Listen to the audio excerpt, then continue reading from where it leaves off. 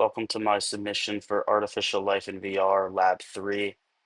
The first thing we have to do is explain the behavior of these vehicles here. So for vehicle 1, it's just the simple one that moves faster the closer it is to the source. And if you move the source infinitely far away, it would just stop.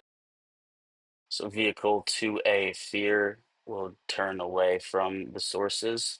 And if you move it infinitely far away, it will also come to a stop.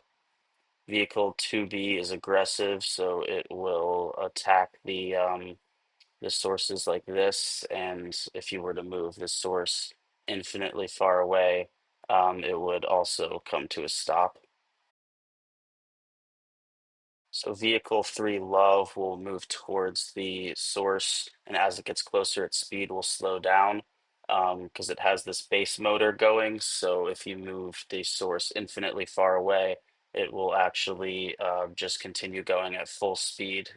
Vehicle 3B, the Explorer, will also avoid these sources, but will be slower if it's close to it. So if the source were infinitely far away, it will also be going at full speed. So in order to implement Vehicle 3C, what we're missing is the different types of stimulus for the sources and sensors. So here is a demonstration of these different sources that I've color coded based on light, temperature, oxygen, organic matter. And as you can see, when we switch, I'm just selecting the sensors on this aggressive vehicle. And as I switch, it will go to the different types of sources. So to make this work, I created an enumerator and its own script for the stimulus types. Added these lines to the top of the source script and sensor script just so that you can easily select the stimulus type in the inspector. And I set it to default to light as the stimulus. Here is the line I added in the sample sources method in the sensor script. So this basically checks to see if the source type and the sensor type are the same. If they are not the same, then essentially you just ignore that one when it's considering all the different sources. So you only consider the ones that have the same type of stimulus. So for my first attempt at implementing vehicle 3C, I was just using this diagram and then implemented the variables as they were listed in order and used this diagram to determine if it was positive or negative and which wheel it hooked up to. So as you can see in the inspector here, I hooked up all the wheel connections. So here's the behavior I got. It was attacking the heat sources, moving away from the light sources, moving away from oxygen but backwards, and then attacking organic matter but backwards in this big elliptical movement thing. So this was not at all the described behavior in the next paragraph. So basically, I just took this paragraph and tried to implement this exact behavior using the existing system for linking the wheels. So here's what it looks like with the inspector. So now the vehicle avoids heat the way it's supposed to, and it also attacks the light sources as described in the book.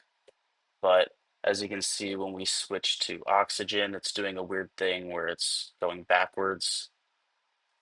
This is because for the systems that need that base motor switch to one, we would have to do that. So now we get the proper movement towards the oxygen and organic matter.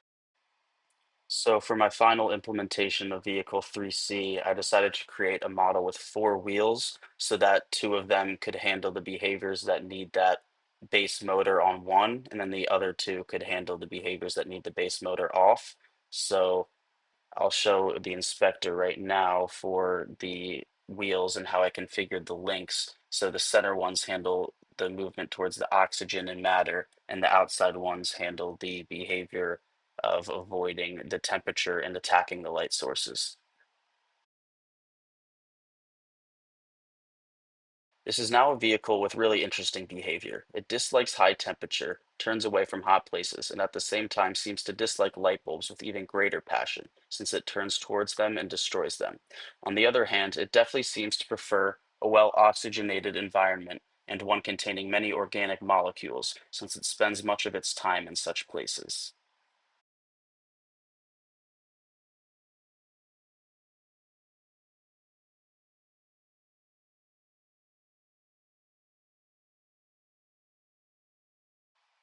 So, as for the law of uphill analysis and downhill invention, this means that it's generally much more difficult to analyze a certain behavior and figure out what the system is that created that behavior than it is to create or invent a system that creates surprising emergent behaviors. So, what this meant for his psychological study, at one point in the book, it mentioned that people generally tend to overestimate the complexity of a system when analyzing the behavior.